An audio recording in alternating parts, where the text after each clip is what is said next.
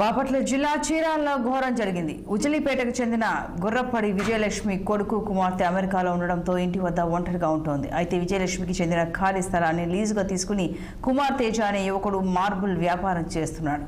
అయితే వ్యాపారంలో నష్టం రావడం, వ్యసనాలకు బానిస అయిపోయిన కుమార్ తేజ భారీగా అప్పులు చేశాడు. యజమానురాలు విజయలక్ష్మిని హతమార్చి ఆమె వద్ద ఉన్న బంగారం డబ్బుతో తమ అప్పులు తీర్చుకోవచ్చని భావించిన కుమార్ తేజ తన స్నేహితుడు కారం చెడుకు చెందిన రాము సహాయంతో ఈ నెల 15వ తేదీన కూల్ డ్రింక్లో విష పదార్థం ఇచ్చి విజయలక్ష్మిని హతమార్చారు. చుట్టుపక్కల వారికి తెలియకుండా మృతదేహాన్ని కారులో ప్రకాశం జిల్లా దొనకొండ గ్రామ శివారు ముళ్లపొదల్లో మృతదేహాన్ని పెట్రోల్ పోసి తగలబెట్టారు. దీంతో తన విజయలక్ష్మి కనిపించకపోవడంతో కొడుకు వెంకటరమణ పోలీసులను ఆశ్రయించాడు. దీంతో కొడుకు ఫిర్యాదుతో ఈ నెల 19వ తేదీన 1 టౌన్ పోలీసులు మిస్సింగ్ కేసుగా నమోదు చేశారు.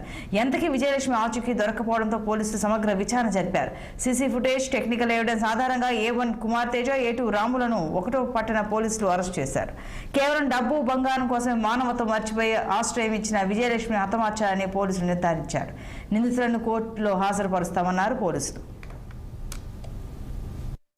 19వ తేదీ మన చీరాలపట్నం సంబంధించినటువంటి విజయపేటకు చెందినటువంటి గుర్రప్పడి విజయలక్ష్మి 78 సంవత్సరాల వయసు గల పెద్ద ఆవిడ కనిపించడం లేదని వాళ్ళ కుమారుడు మన పోలీస్ స్టేషన్లో కంప్లైంట్ ఇవ్వడం జరిగింది.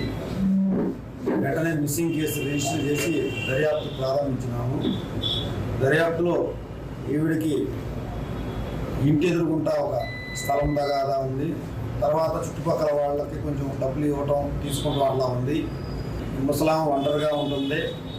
కొడుకు హైదరాబాద్లో ఉంటున్నాడు, కూతురు అమెరికాలో ఉంటుంది.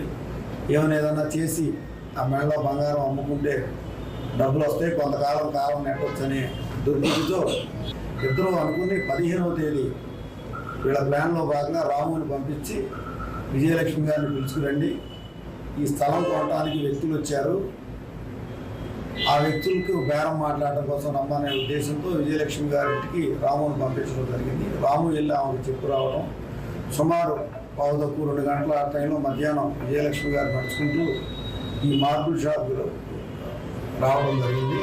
వెంటనే ఈ కుమార్ తేజ ఆమె మెడలో ఉన్న గోల్డ్ చైన్ తీసుకుని వాళ్ళని అక్కడే గదిలో ఉంచి తాళం పెట్టి ఒక మార్వాడి షాప్కి వెళ్ళి దాన్ని వెంటనే 1,70,000 రూపాయలకు అమ్ముకుంటాం.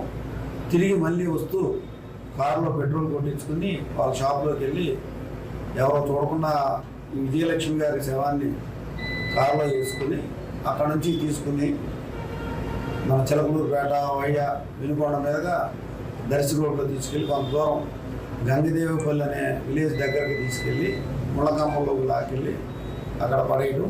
దారిలో వెళ్ళే క్రమంలోనే ఒక క్యాన్ కొనుక్కుని దాంట్లో పెట్రోల్ బంక్లో పెట్రోల్ కొట్టించుకోవడం జరిగింది.